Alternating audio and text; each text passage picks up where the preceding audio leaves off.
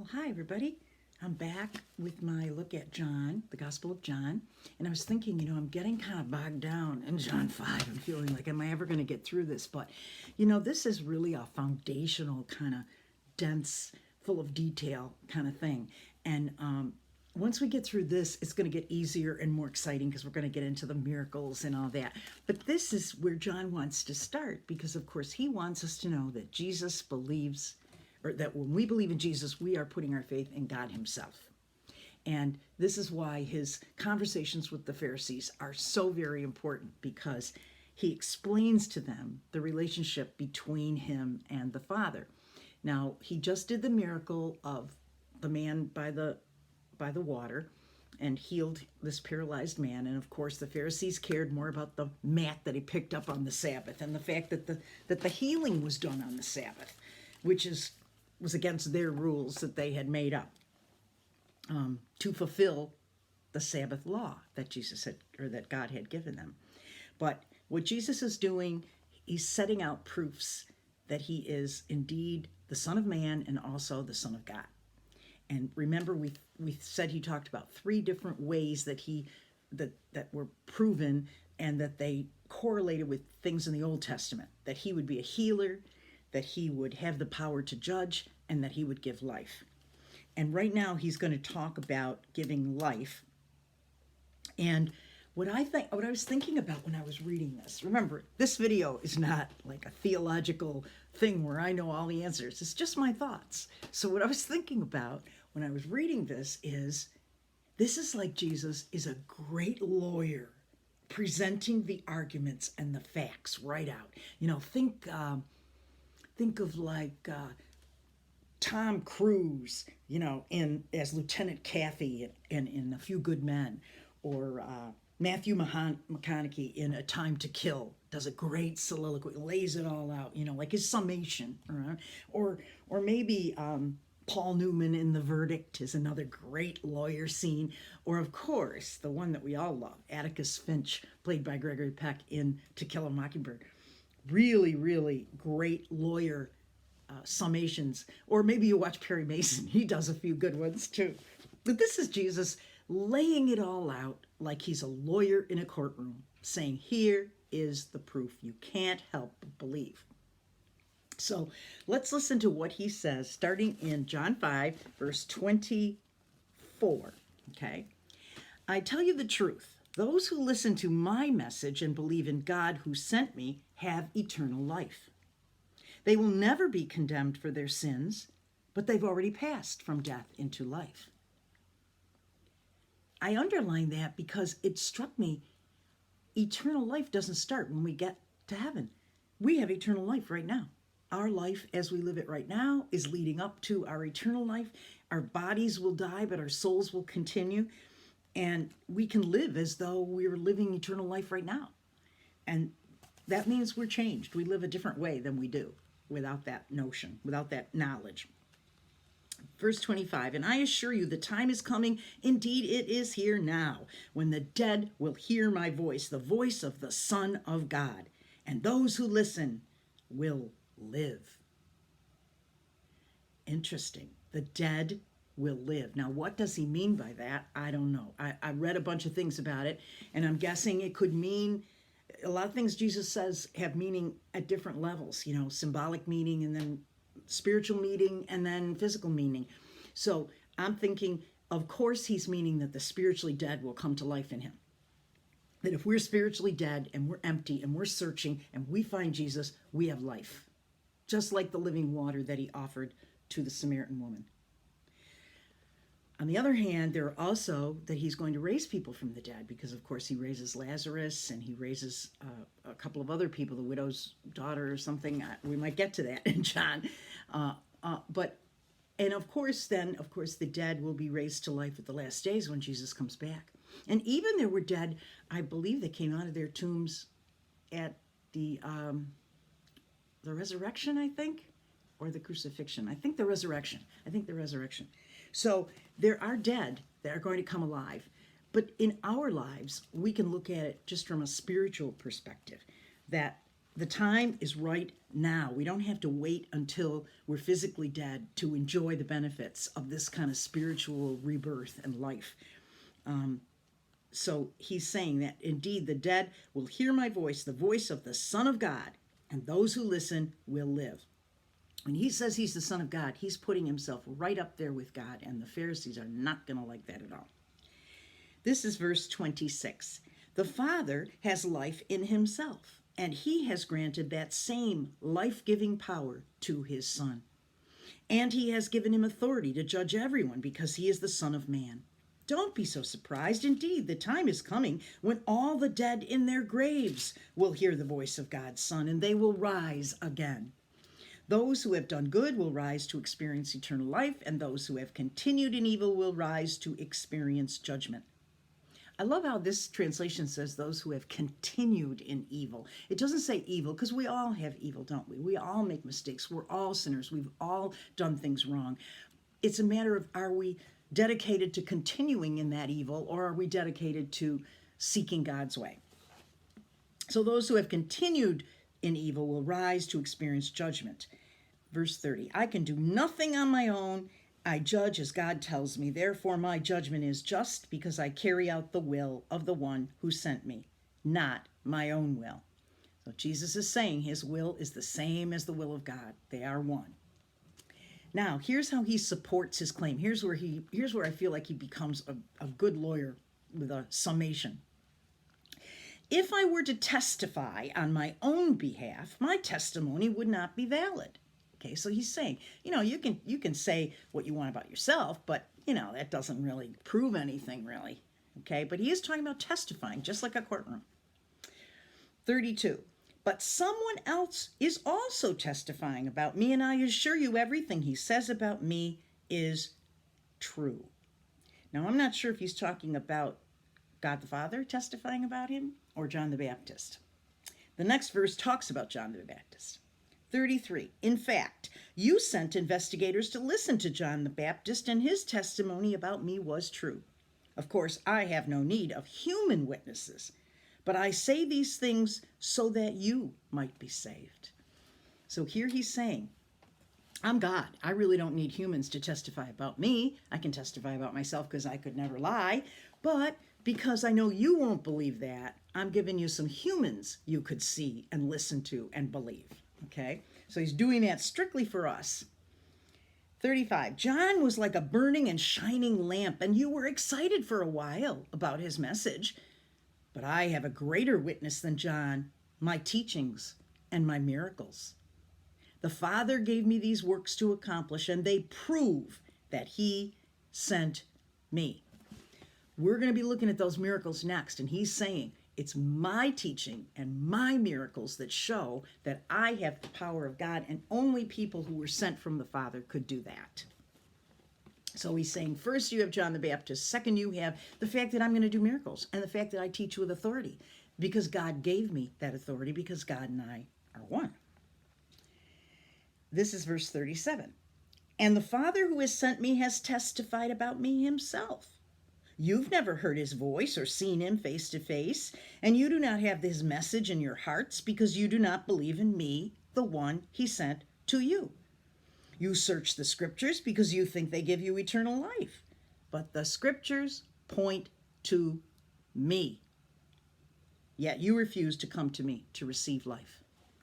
So here he's saying there's a third proof. God himself proves that Jesus is the Messiah because the scriptures point directly to Jesus. And he's saying to these Pharisees, you have all these scriptures. Look it up. Read it. See if it doesn't. This is how God meant to tell you. The prophets and the scriptures are there, and they're like a big arrow pointing to me. And yet, no, you're not going to believe. You refuse. I don't think that's so sad, isn't it? It's so sad. If you look at, let's keep going here. First of all, he says their approval, who cares?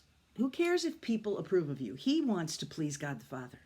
So in 39, he says, or 41, your approval means nothing to me because I know you don't have God's love within you.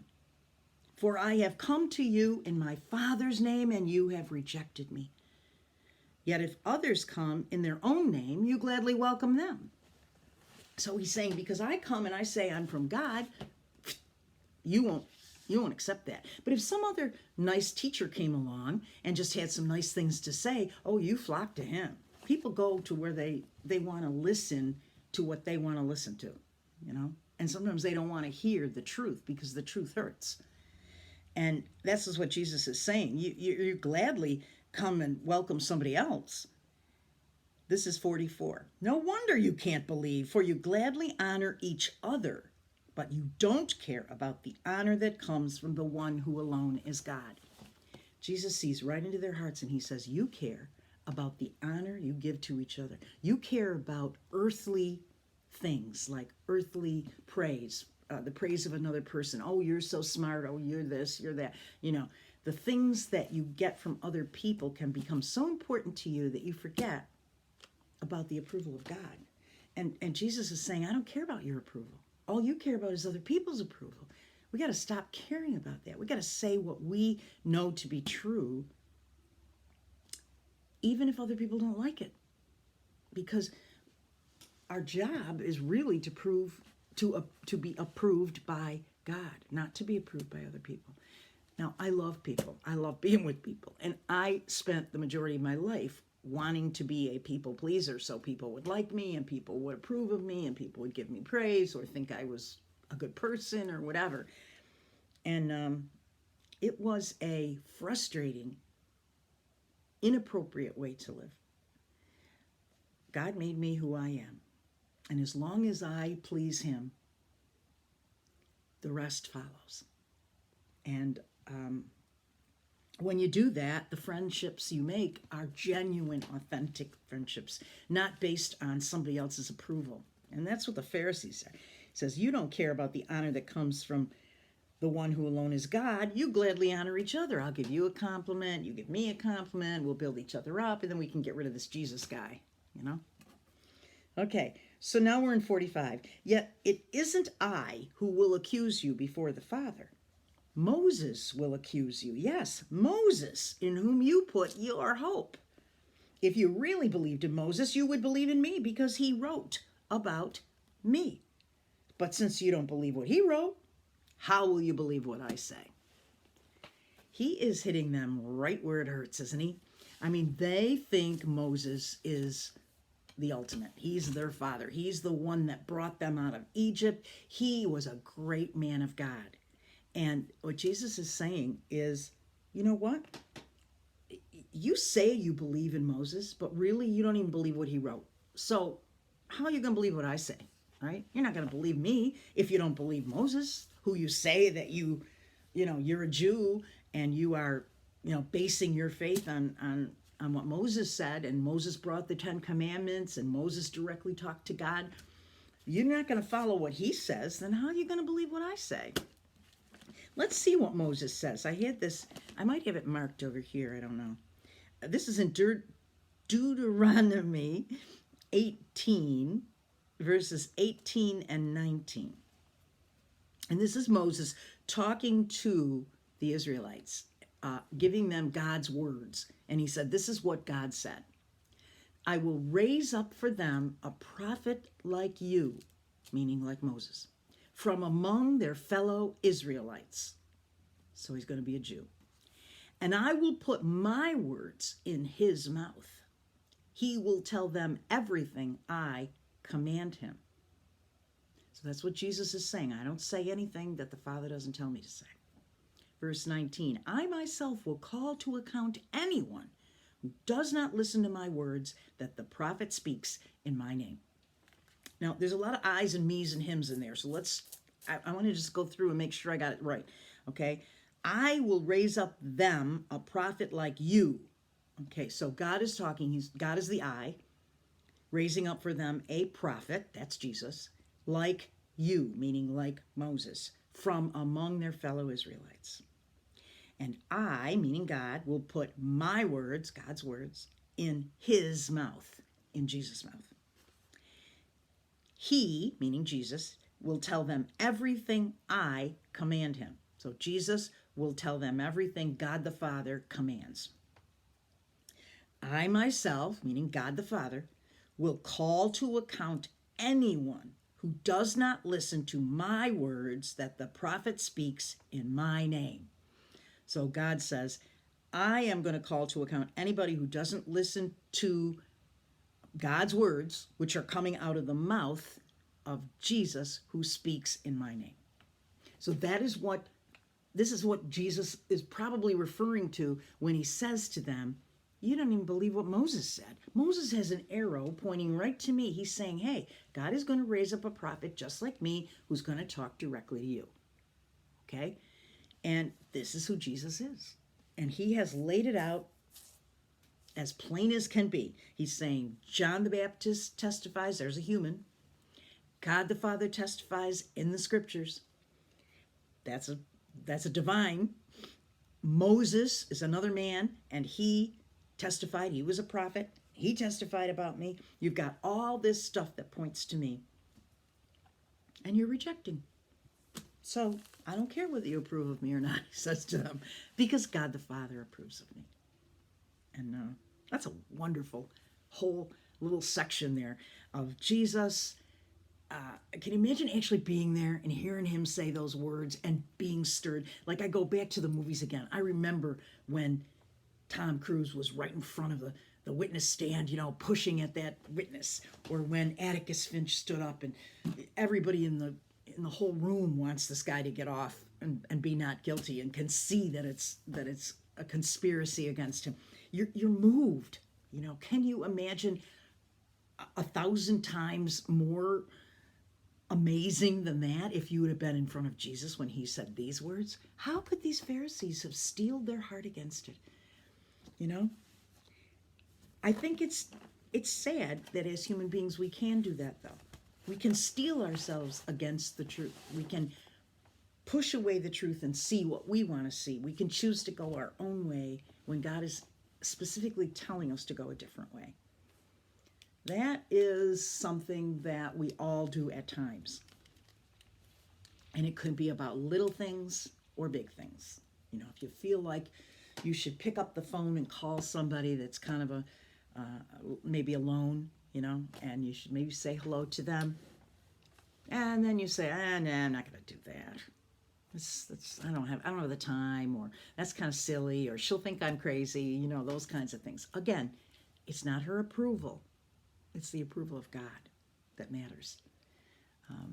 Or maybe there's somebody hurting and you know it, and you think you should reach out to them, just offer to pray for them or offer to listen, and you hold back because you're self-conscious. You think, well, I don't want to impose, I don't want to impose. I do that all the time. I always think of things that I think God is telling me to do, and then I talk myself out of it. I say, well, I don't know. That's probably not really from God, and maybe I shouldn't do that, and I don't know, and I don't want to, make a fool of myself. All those things can hold us back, And in the Pharisees' case, they had a lot of proof in front of them, and they just chose no. And we can do that. We can turn our backs on the truth and choose to live in denial. Eventually, we'll be sorry for that, I'm sure. And I'm sure the Pharisees will be sorry for that. But who knows? Maybe eventually they came to believe. We don't know. We're not told. Although there were still Pharisees there wanting to convict Jesus and put him on the cross. So we know that to the very end there were some that rejected. Well, my time is up, and I promise you tomorrow we're done with John 5. We're going to move on to some miracles, and that will be a little bit more exciting stuff than some of this foundational stuff. But I do think that John wants us to know all this foundation first so he can build on that with more proof. And the first thing that he's going to go through is some miracles, because Jesus' words himself say that it is his miracles that show that he is from God and that he is God. That's what John is trying to prove. So, have a wonderful day. Enjoy every minute of it. See you soon.